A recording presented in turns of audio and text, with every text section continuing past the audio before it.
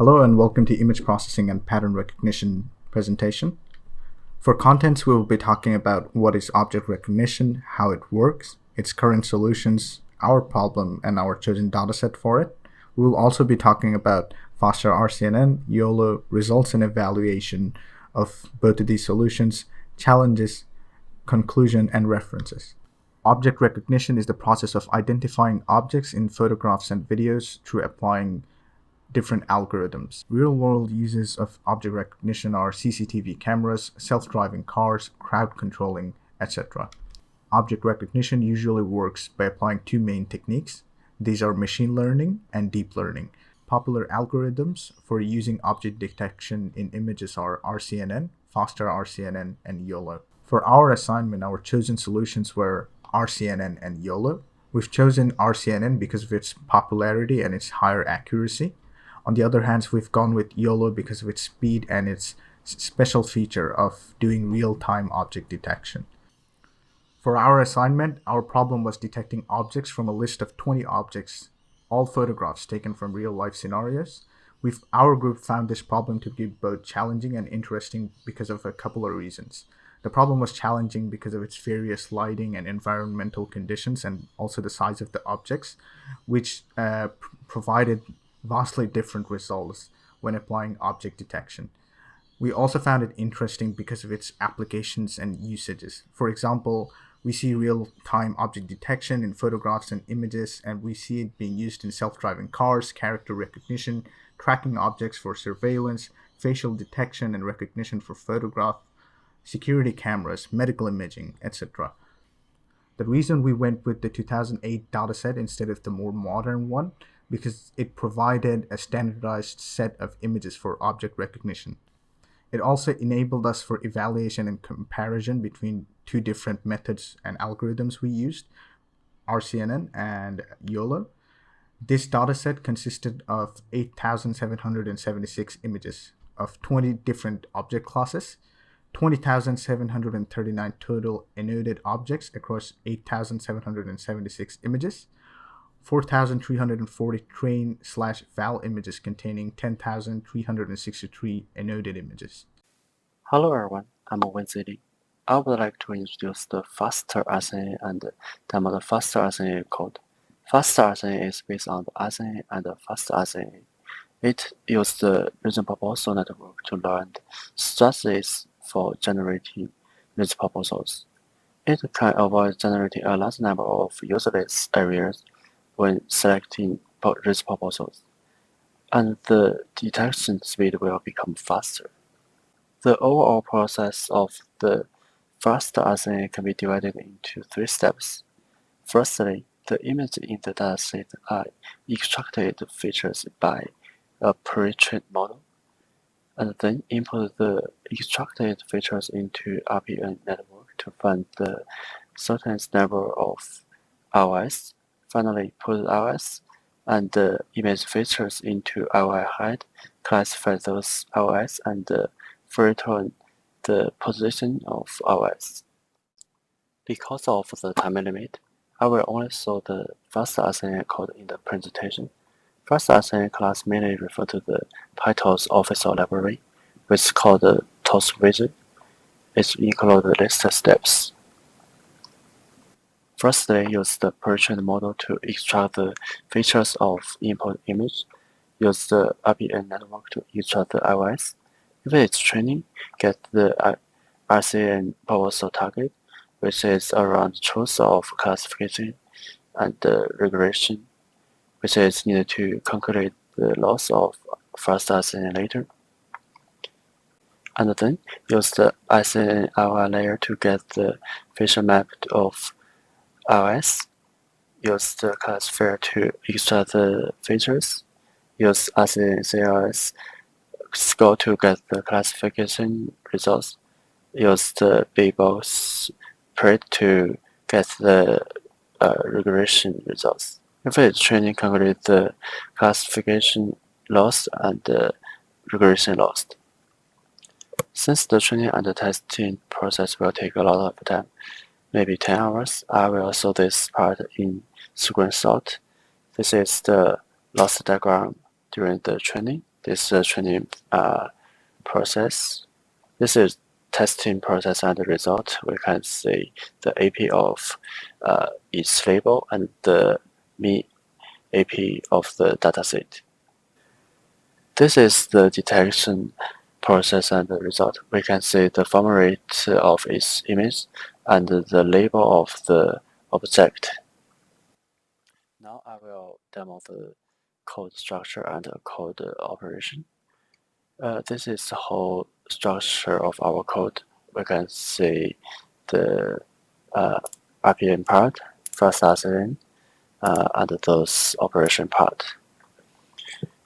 Before we want to detect the image, we have to put the image in the image folder. And for running this code, we need this comment. We can see there is some parameter. The ResNet 15 means I use the pre-trained model is ResNet 15, and the dataset I use is, we'll say, 2007. Okay, for now just run it.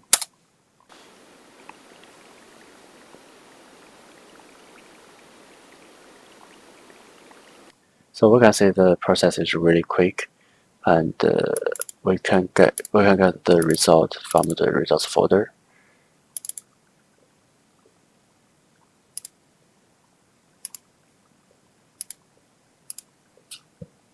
YOLO is a clever convolutional neural network for doing object detection in real time. The algorithm applies a single neural network to the full image, and then divides the image into regions and predicts bounding boxes and probabilities for each region. These bounding boxes are weighted by the predicted probabilities. YOLO version 3 is extremely fast and accurate. It is on the par with focal loss, but about 4 times faster. Moreover, you can easily trade off between speed and accuracy simply by changing the size of the model. No retraining is required. And next part is implementing model. First, download the pre-trained YOLO version 3 weights and .NET 53. And this is the convert file. It can be used to read the .NET config and YOLO version 3 weights to create Keras model with TensorFlow backend. They can train the model. The code is used to generate the training sets, data sets, validation sets, and assign their paths. Then run the train file. This is the train file to train the model. We can use from line 17 to line 23. It assigns the paths of data for training. Line 27 to line 33 set the H5 weights for training. And the rest of code set the 4 parameters: linear rate, split proportion, the number of validation sets, and the number of training sets. And after that, it is object detection. Line 33 to line 39 set the model data paths and parameters to be detected. Line 155 to 123 are used to detect the boxes. And line 143 to line 162 are used to detect the lists. And the rest of code set the parameters of the rectangle. The next part is result. These 2 images are used to detect the classes. After running the model from the image, we can see all trained classes have been identified. This number, the number is represents the detection probability. For example, the probability of detecting keyboard is 92%.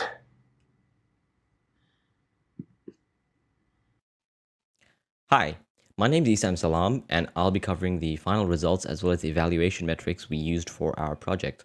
So firstly, I'll go over our evaluation, which is mainly done using the MAP, the IOU, and the confidence scores, as well as the time metric. of which the time metric is not really a standard to gauge model performance, but for our problem use case, which is in a real world scenario, having a faster model is much more preferred given it doesn't sacrifice accuracy, or more accurately, the MAP and IOU scores. And so we decided to add a time metric measured in frames per second or seconds per frame that shows how long it takes the model to predict a result on average. I will then brush up on the results where I will compare our two models for our problem use case. So MAP stands for mean average precision. It basically evaluates the performance of object detectors as it computes the average precision value for recall value. It is also ranked from 0 to 1, where a higher score translates to a higher accuracy for the model. This basically means it takes the AP, or average precision, for the predefined object classes and then gets a mean from them. So as we can see in the diagram, precision correlates to correct detections divided by all detected, both correct and wrong.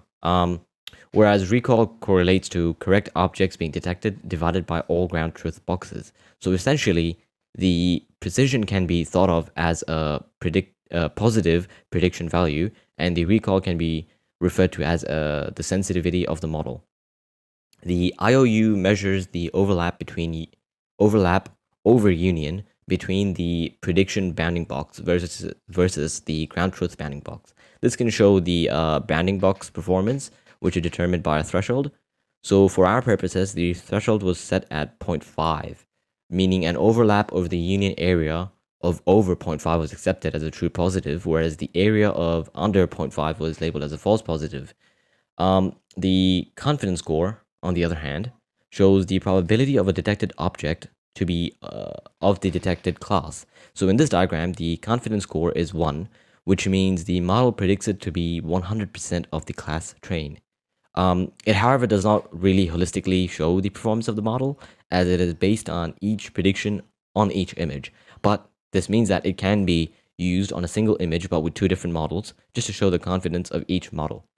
So for the results, our faster RCNN model had a final MAP of 0.53 at the IoT threshold of 0.5, and it performed much slower at a frame rate of 0.5 frames per second. We suspect the MAP to be so low when compared to other papers that did the same task to our model, being the reason being that our model was trained on one iteration or epoch, and subsequently the YOLO V3 model had a final MAP of 0.63 at the same IOU threshold, and it performed at around 2.3 FPS on average.